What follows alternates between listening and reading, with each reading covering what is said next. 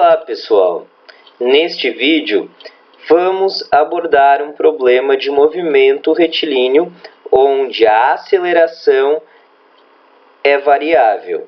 Por isso, não podemos usar as equações do MRUV, que são válidas apenas para o caso onde a aceleração é constante.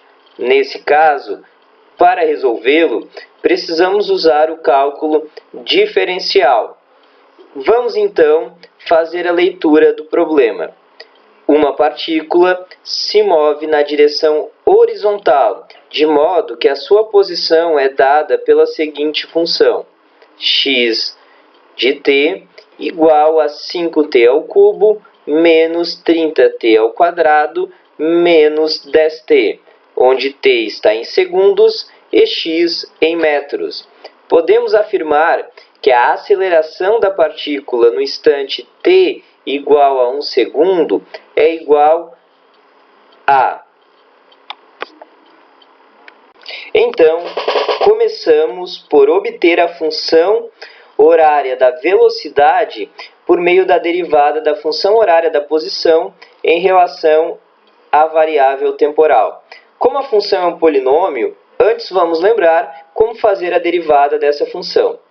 Então, supondo um polinômio do tipo at na n, onde a é uma constante real, n é um número inteiro, nós temos que a sua derivada em relação ao tempo é igual a vezes n vezes t na n menos 1.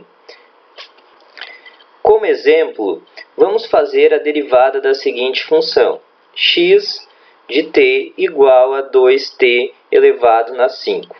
Uma forma prática de fazer essa derivada é reescrever a função 2t elevado na 5. Em seguida, descemos o expoente, neste caso o número 5, como mostrado na animação. Em seguida, subtraímos 1 do expoente original. Então, a derivada de x em relação ao tempo é igual a 10t na 4. Voltamos então ao problema original. Lembrando que a derivada de uma soma é igual à soma das derivadas. Como vocês sabem, ao derivarmos a função horária da posição em relação ao tempo, obtemos a função horária da velocidade. Então, ao derivarmos a função dada no problema em relação ao tempo, obtemos a função horária da velocidade, que é igual a 15 vezes t ao quadrado menos 60t menos 10. Por sua vez, se derivarmos a função horária da velocidade em relação ao tempo, obtemos a função horária da aceleração.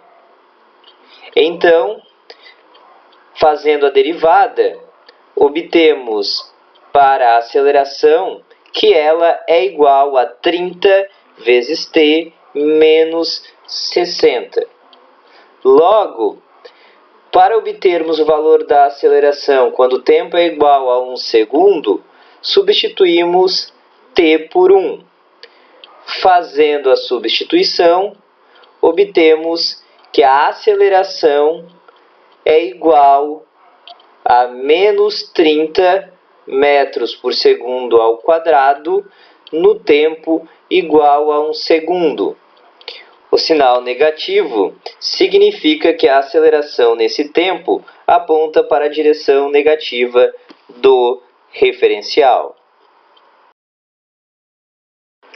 Vamos observar a simulação do movimento da partícula. Inicialmente, em t igual a 0, a partícula tem aceleração de menos 60 metros por segundo ao quadrado e está em repouso na origem do referencial. Isso significa que após o instante inicial, ela se movimenta no sentido negativo do referencial, devido à aceleração ser negativa. 2 segundos após o início do movimento, o vetor aceleração muda de sentido. Por isso, após esse instante, o módulo da velocidade diminui até a direção do movimento se inverter aproximadamente 4 segundos após o início do movimento. A partir desse instante, como os vetores aceleração e velocidade têm a mesma direção, a partícula se move indefinidamente para a direita, no sentido positivo do referencial, como pode ser observado na simulação.